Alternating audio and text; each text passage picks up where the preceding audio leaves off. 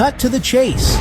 This is a brief clip from the YoJoeShow Podcast, where we dive into everything: politics, tech, aviation, space, science, health, and medicine. Stick around for conversation that clips right to what matters. We have just one quick video here that we want to actually include that might help remind us of how it is important to communicate, to work together, and that we can learn lessons, that it's not always the strong and powerful that win. Sometimes having friends is important too. Let's take a look. Nature's got the blueprints. Let's learn from them. The goshawk. 0 to 40 miles an hour in under a second. The fastest acceleration of any bird of prey. Short, rounded wings and a foot-long tail steer through dense forest with unparalleled agility. Yet even she can be outmaneuvered. Other, much smaller creatures here possess astonishing abilities that can defeat the phantom of the forest. With specialized eyesight adapted to low light, the chickadee is first to spot the airborne threat and first to raise the alarm. A coded message broadcasting the hawk's position and speed. Squirrels not only recognize the chickadee's call, they've learned to mimic it almost perfectly. In seconds, the warning is retweeted from one animal to another. It relays through the forest at over 100 miles per hour. More than twice as fast as the hawk. Message received, loud and clear. Enemy approaching, low and fast. When the little guys look out for each other, it keeps them one step ahead. You don't have to be big and tough to survive. What you really need are friends. What are your thoughts? Such a beautiful message. Having friends, it beats strength, and it's an inspiration from nature, and we hope to start sharing one of these hopefully every episode. What do you think? Yeah, I totally agree. And listen, I think that it's a timely reminder, right? And sometimes we can learn from the most basic things in nature, perhaps, are things we've forgotten. Just working together, communicating, very important. We consider communication such an important part of being human, but we often fail at it. We think that only humans retweet when it turns out that So do squirrels. and Squirrels in birds, the of backyard course. here, I hear them doing the same thing. When we put out some nuts, the first ones to alert everybody are the blue jays. And for the longest time, I always suspected that the squirrels were mimicking the sounds of the blue jays and responding back, almost like asking them, "Oh, you got peanuts out there? All right, what else have they got?" And it does seem that's very plausible. That's what's going on. Shifting gears, we always do try and include some information on health and healthy living. Just want to put one out there that's been in the news that perhaps is, let's just say, a public service announcement, I guess, at this point. Make sure everyone's aware. We did touch upon recently the importance of where you source your food and what you eat, and the dangers of having food, primarily seafood and fish, from other countries. And now we have this.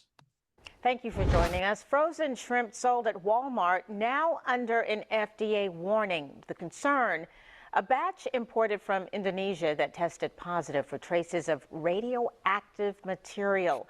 Our Emily Deanne is here to tell you what you need to know about potentially dangerous shrimp. Emily? That's right. The FDA says certain bags of Walmart's Great Value frozen shrimp were found to have radioactive elements that could pose a risk if eaten. Local shrimpers say this situation is exactly the reason they are fighting for fair representation of their products here in the Lowcountry. Shrimp coming in from Indonesia is really eye-opening and almost jaw-dropping to think that there's radioactive elements in shrimp that people believe is safe. U.S. border inspectors caught shipments of shrimp from Indonesia with cesium-137. That's a radioactive material known to cause cancer, according to the CDC. The fact that they've found this one shipment with the radioactive elements is really troubling when you consider the fact that around 1% of the seafood coming in and frozen shrimp is inspected. Now the FDA is asking people to throw out those specific lots with use-by dates of March 2027. They're also asking distributors and restaurants to do the same thing. Don't sell it and don't serve it. I think a lot of our fight goes back to empowering folks with the ability to make the decision about local wild-caught shrimp versus imported shrimp. And the reason that's important is because there are concerns around health aspects and potential exposure. This comes after South Carolina Shrimpers Association took legal action against area restaurants for allegedly serving imported shrimp while misrepresenting it as local catch. They say DNA testing found that 90% of the tested shrimp labeled as fresh local catch was actually foreign imported shrimp. With this action by the... Yeah, we discussed this in detail in previous episodes, how a lot of made in America or caught in America shrimp and other fish are not at all. They're imported from Southeast Asia typically. Yeah, and the controls of those catches before they make it to the United States are very weak. So it's good that they actually were able to find that before people started eating radioactive shrimp. That's pure craziness. And look, again, the message is basically know what you eat and try to understand what you eat, where it's coming from, how it's made, and how it's processed. So I think that's very important. And as we wind down episode 21, we always try to include information that's timely and helpful. And we also try to have a few laughs along the way. I think we have, and we like ending with a few more. This one basically takes a knock at the news media. And whether this is, I'm not sure if the news station originally put this out or someone redid it, but I think it's pretty funny. And I do think it does get annoying. People are like, you know what? Get over it. Just report the news and stop being so full of pleasantries with each other. Let's take a look. We have a strongly worded email from Nick to address. He says, first, I'm a big fan of WGN News, accurate, professional, and timely. What I am not a fan of is anchors saying thank you to every reporter after every report. Yeah, I'm not a fan of that. Oh, brother. Please stop thanking reporters. Yeah. It's their job. Yeah, it is their job. Just move on and start reading the next story. We as viewers cannot care if Yeah. anchors feel the need to be over polite to field reporters. Nick, we agree and we fix the problem. That's the latest live from Wrigley. Nancy Liu, WGN News. Nancy, you parishioners at his suburban. Kelly Davis, WGN News.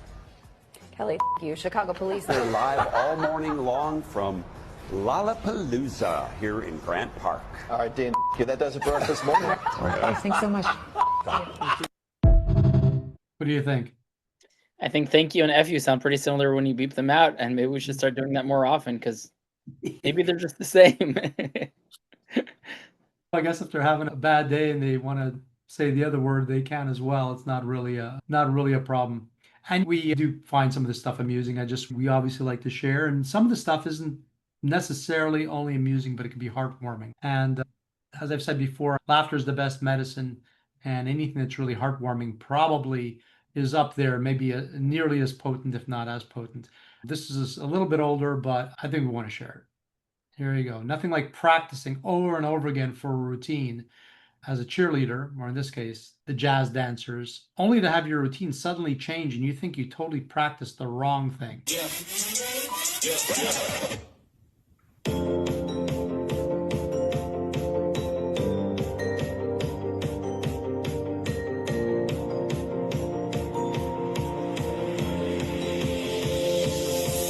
It's a beautiful day. We're looking for something dumb to do. Hey, baby, I think I want to marry you. Is it the look in your eyes, or is it this dancing juice? Who cares, baby? I think I want to marry you. Is it the look in your eyes, or is it this dancing juice? Who cares, baby?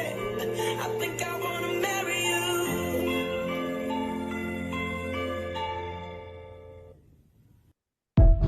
And that actually happened during a Utah Jazz game, and there actually was a real proposal. Beautiful. Gave me the chills. Heartwarming. We should see The more of best that. part, if you play that again, is the reaction that she's just, what in the world? Like she realizes she doesn't know what anyone's dancing to, and it's not trying to figure out how to not look totally lost. It is what it is. But hey, you know what? When it comes to humor, I've always said that Canadians tend to have, I think, the best comedy. The Brits do really well as well, Let's do right? well too. Yeah. Better than I think we do here in the United States. Some of the stunts they pull are so over the top. I don't think they would fly here. And listen, I mean, there's all kinds of cool and interesting things on the internet, and some make us laugh. And we talked about just how the shrimp at Walmart were contaminated, and the internet won't look the other way for that. Let's see what it has to say. Here we go. This is the latest creation from the world of the internet, basically mocking what happened with the shrimp at Walmart. I bought you from the freezer back in aisle 2, glowing in plastic, and I saw it moving too. If I was smart, I wouldn't eat what smells like glue. They took the shrimpies from a toxic murky sea, soaked them in something that perplexed the CDC, and now my stomach's screaming like it's TNT. I fed my children. What did I give them? Radioactive shrimp from Walmart. Radioactive shrimp from Walmart. One bite made me glow in the dark. And now we meet inside the ER late at night. The nurse is whispering that something just ain't right. They scan my insides and my organs look real bright. Oh, I'm now immobile. Oh, shrimps from Chernobyl. Radioactive shrimp from Walmart. Radioactive shrimp from Walmart. What the heck did I put in my cart? Radioactive shrimp from Walmart. Radioactive shrimp from Walmart. That's from the Cringe TV channel. So I hope Walmart doesn't have a takedown request to YouTube for us to remove this podcast or demonetize it because we just criticized Walmart. But I wouldn't be surprised. YouTube tends to follow with these things. it is what it is. We're just reporting the news, and we found a song that talks about it, about the latest shrimp from Walmart. Listen, that being said, I think, look, we basically exhausted all the things we're going to cover here on this episode. A lot more to come, and we are going to have some in-focus sessions that we're going to be putting together. And listen, I think it's important, again, what do we learn? It's important to communicate, just like the animals do in the wild, and they spread the word. It's important to have friends, more than having even little friends, better than having just one big tough guy. We have a lot to be proud of here in the United States. We have a lot of things we still have to address. Sometimes other countries see the world from a different lens than we do. But they should probably look at themselves too before they go and start making decisions about the world.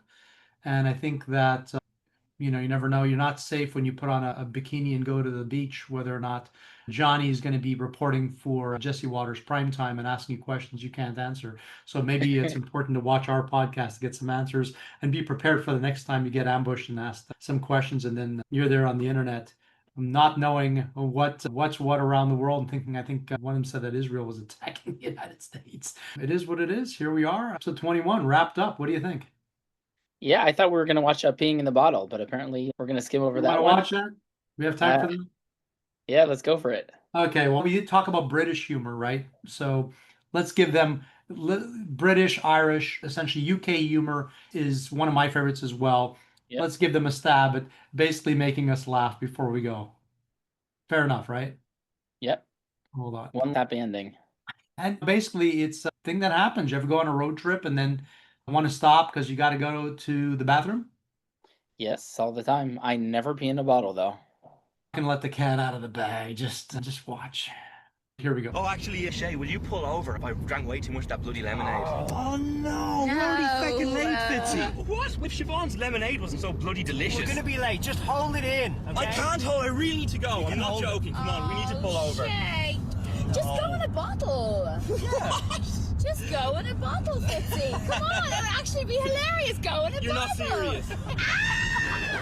Where's that come from? No way! Go! Oh my god! Oh, I can't believe I'm gonna do this. Alright, I'm gonna do it, I'm gonna do it. Fine. Fitzy, you're Look away. You are mental. You are mental. This is mental.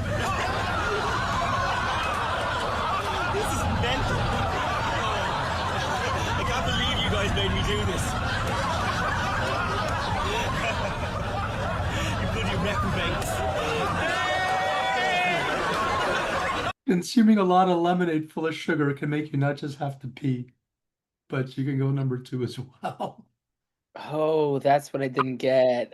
So he didn't pee in the bottle, he did something else in the bottle. Oh my gosh. Peeing So be in careful when the someone's asking to pull bottle. over, you better just pull over. Be sure to Don't take a like, chance. comment, subscribe, and hit that notification bell. And for more, watch our other clips and shorts and the entire episode 21 of the YoJoe Show podcast.